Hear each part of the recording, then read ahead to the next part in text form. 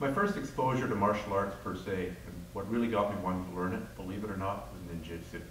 I was in a supermarket with my mom, and they had this bookshelf there of different books, and I saw this book, Ninja, Clan of Death, and I had to have it.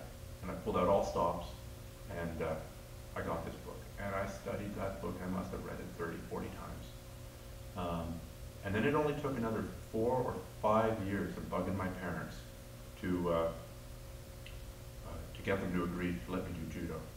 One of my favorite certificates at home is a letter I wrote to my parents in crayon saying, I want to do judo, it is not fighting, let me go or I will go on strike. It was written in crayon very threateningly, and it didn't work. So when I was 12, finally they relented. I'd been hounding them pretty relentlessly. And I started to do judo back in with the Hatashida dojo in an adult class at night. And it was a great experience, a great exposure to martial arts. And I've been doing it ever since, really. After that, when I was 15, I started training more in the Chinese Kung Fu systems. They're a pretty hardcore school for Kung Fu. After a couple of years of that, I also started getting into Jeet Kune Do with Makoto Kabayama.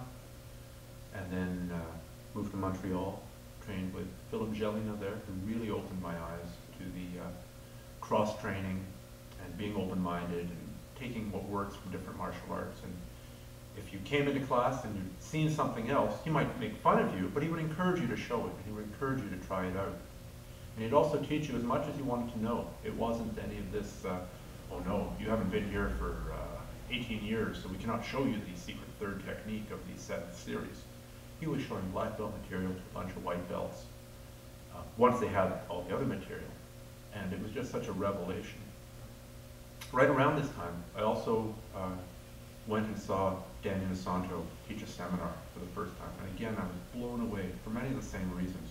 Just the depth of knowledge and the willingness to share this knowledge was mind-blowing, coming from a traditional martial arts point of view. One thing that Philip let us do, even though we were training Kajikembo, which is a very hard system of karate where you're hitting each other, full contact in the body. There are ground techniques, but not really free sparring, is he'd let us explore. And we rolled, and we gradually brought in more and more material from judo and traditional jiu-jitsu, and also the Gracie jiu-jitsu tapes were just out there. And did we get a lot of technique there? No, but it, it develops a body awareness in the sort of the kinesthetic sense of one body moving against another and being able to feel, your leg is touching the guy's body and your hand is touching the guy's body. You don't need to have your eyes open. You can feel what the guy's doing, and that began to lay that groundwork. After that, I got more into judo, and the judo club I trained at had a lot of groundwork compared to most other judo clubs.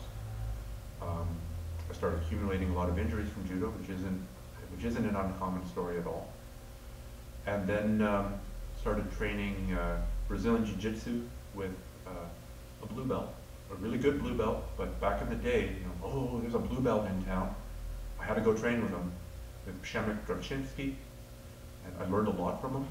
And then I also started training with Marcus Suarez, who had just arrived.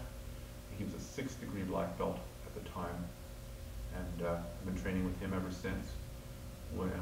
I also do train with Eric Paulson, and Eric's ability to take a bunch of material and synthesize it and create new material or draw connections that nobody else is seeing is just amazing. I can't tell you the number of times that he's shown me something, and then 2 years later, some jiu-jitsu guy says, hey, this is a brand new, super secret, don't show this to anybody technique. And I'm saying, hey, that's really cool, thanks for showing me. But in the back of my mind, I'm going, well, Eric showed that to me 2 years ago. And of course, I've left out becoming an instructor under Daniel Inosanto, Guru Daniel Inosanto, as his instructors refer to him, and being exposed to the Filipino martial arts, the Indonesian martial arts, the Junfan JKD aspect of martial arts, and it's just been a really great journey. Initially, it's about self-defense. It's about not having your ass kicked on the street. After a while, when you feel that aspect is fairly well covered, it really does become about rolling around on the ground with your friends and having fun, finding new ways to try and trick them, and then coming back, showing them exactly what you did. Them figuring out how to counter what it is that you were doing, and you figuring out the counter to the counter to the counter to the counter. So at this point, it's a lot of fun, and I'm super happy to be involved in it.